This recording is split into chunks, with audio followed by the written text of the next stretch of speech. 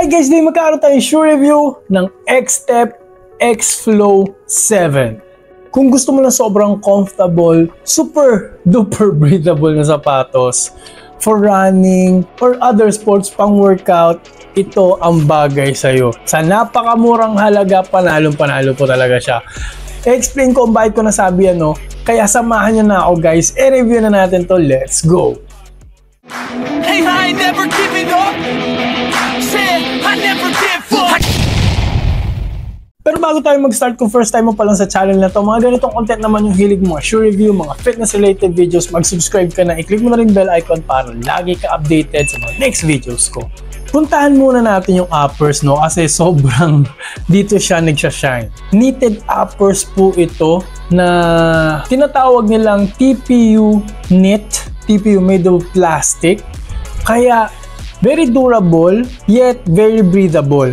No, very supportive din po. And ang kagandahan sa ganito, kasi kahit pawisan ka, kahit mabasa ka, madali rin pong natutuyo. Nice. 100% halos mapapasok yung hangin dito. And ang kagandahan dito, comfortable din siya. Ito, marami pa siyang infusing for support. Tinang workout ko siya, so may mga nag-lunges ako, mga side-to-side moves ako, tumalon ako. Very supportive siya na parang hindi lang siya for running. Kasi yung for running, di ba, ang movement ng running is mostly moving forward lang. Wala lang side-to-side doon, so naka-prioritize doon. Oo. Pero ito parang binigyan pa nila ng priority kung gagalaw ka rin pa side. Kasi ito nga meron siyang X-Flow na TPU plate. Torsion plate na rin po siya and arch support na rin. So kung flat-footed kayo, covered kayo niyan. And guys, yung nag-workout ako, napansin ko lang, pinagtitinginan po talaga ako kasi napakaganda po ng shape nito, ng aesthetic niya. And marami pang kulay na mapagpipilian, meron din dark colors dyan. Kasi parang napaka-unique ng shape, ng itsura, ng aesthetic nga talaga nito. So dahil dyan guys, uppers, bibigyan ko po ito ng 10 out of 10. Next punta tayo sa midsole. Umpisaan natin sa insole. Tingnan nyo naman yung insole nito guys. Soft pad. Usually yung soft pad, marami na ako nakikitang soft pad na sa X-Step. No? Mga pang-basketball shoes nila, may soft pad din na insole. Pero ito, hindi lang soft pad.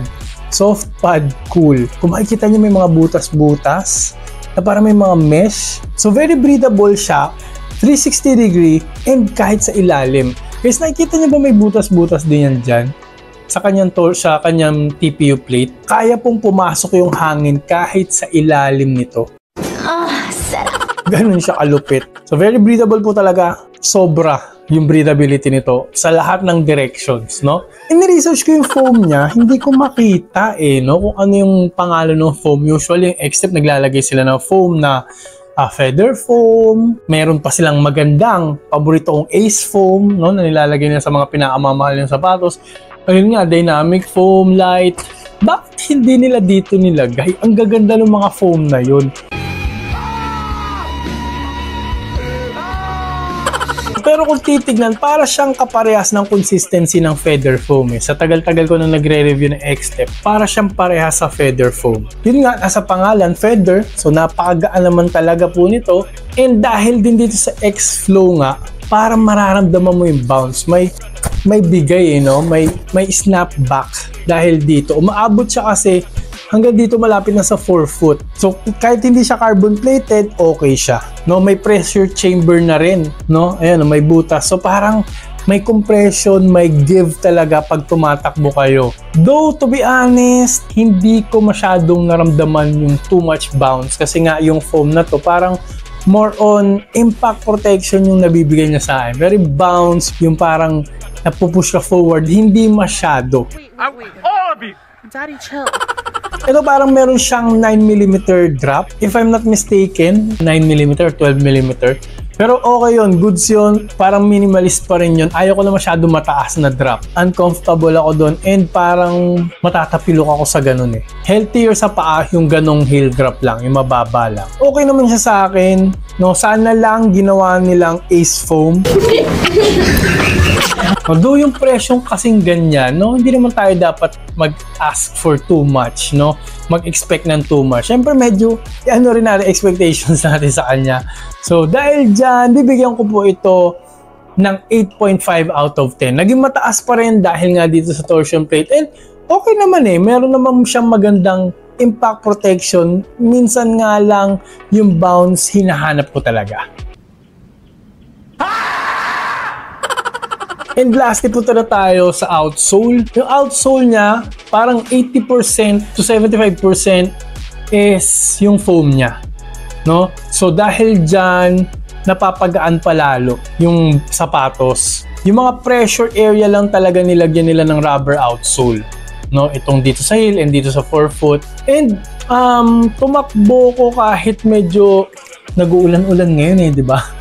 So okay lang, makapit pa rin siya kahit nag-uulan-ulan, maganda yung grip and matigas siya so tatagal ito, no? Yung rubber outsole na part.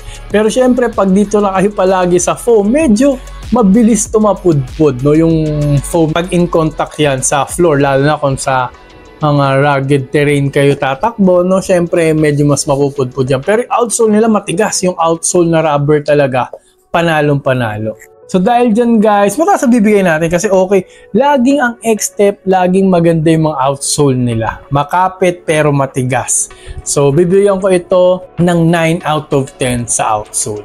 No? Pag-usapan natin yung performance, natuwa talaga ako sa kanya kasi pinang-workout ko, pinang-takbo ko. No? Parang pwede siya kung ako yung tatanungin for everyday runs, mga recovery runs, mga ganon, no? Mga relax na takbuhan dahil nga more on impact protection ito Hindi niya ako masyado napupush forward pero relax lang yung takbo ko, okay siya. Wala naman ako naramdaman sa tuhod, sinabi ko nga impact protection niya panalo. It gets the job done, lalo sa price point nito, panalong panalo na. And yun nga, kahit malayo naman yung takbuhin nyo, pawisan kayo, okay din kasi very breathable na sapatos. Ibang level yung breathability nito. So kung baguhan kayo, gagamitin nyo pang workout, pamorma, all around, panalo-panalo to, no? Okay naman yung performance niya. Huwag nyo lang itong gagamiting ratios, okay na okay, tatagal ito sa inyo, no? So, huwag kayong mag-alala guys, maglalagay naman ako ng link dyan sa baba. Lazada, Shopee, kahit TikTok lalagay ko na dyan. Lahat po ng mga yan, mga shop na yan, legit seller po, no?